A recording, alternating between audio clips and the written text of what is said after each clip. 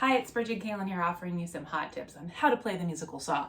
This is a standard 26-inch Stanley that I love to use. Get it at any hardware store. You don't have to spend loads on a musical saw. I also have the names of my patrons. Actually, a free thing to do is just if you could hit subscribe to my YouTube channel, that oddly really helps independent artists like me. And if you're feeling real saucy, you could subscribe to my Patreon page, please. Anyway, so today we're going to talk about how to play Amazing Grace on the musical saw. I'm going to assume that you have already figured out how to make the actual sound on the saw. If you haven't, then you might want to check out my first video on how to play the musical saw, just a beginner's tutorial. Or if you're trying this but you don't have the bow down, you can actually just hit the back of it, use a spoon or something. The first thing when you're playing a song like Amazing Grace is you want to find the very lowest pitch in the song. Now you can do it in whatever key you want. If you're the kind of person who likes sheet music and you want to like hammer out the melody, that's fine. You can also play by ear. So much of the saw is playing by ear. But on a saw like this, which only gets about 1.5 octaves range, you're gonna run out of notes if you don't start in the right pitch. So you want to sing through the song, Amazing Grace. If you sang through the whole song, you would discover that the very first note is actually the lowest note in the entire song, which is very handy because on a saw, it's easy to run out. So if you started down there, that's too low.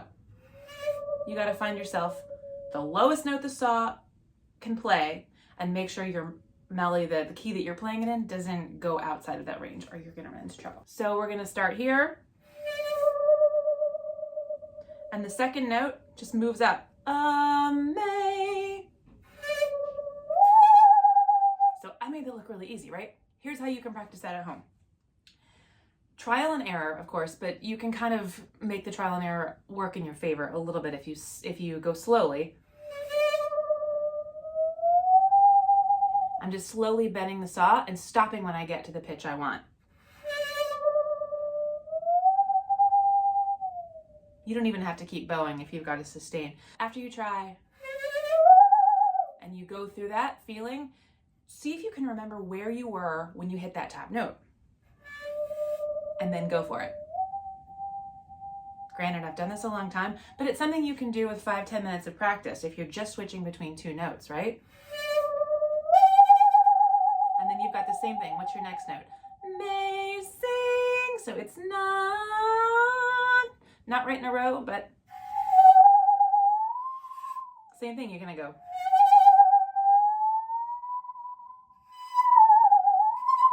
And you take each interval from one note to the next, practice playing those on the saw, and eventually you're going to develop a sense of muscle memory in this left hand, and you're gonna know how far away the next pitch is.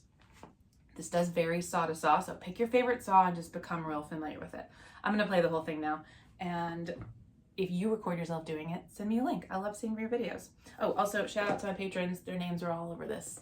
Thank you so much for subscribing to my Patreon page and subscribing to my YouTube channel. I'm a singer-songwriter type, and all these little things help the algorithm tremendously. Okay.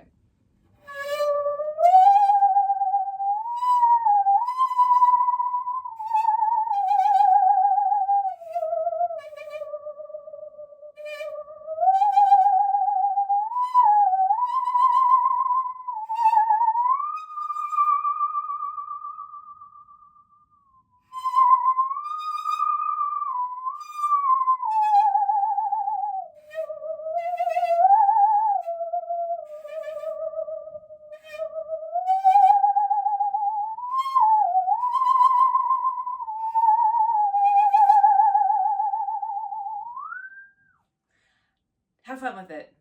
Trial, error, work one note at a time. Let me know if you have any other songs you want me to kind of walk you through and help you learn how to play. Or if you have other saw questions, comment below. I check this and I will respond to you personally.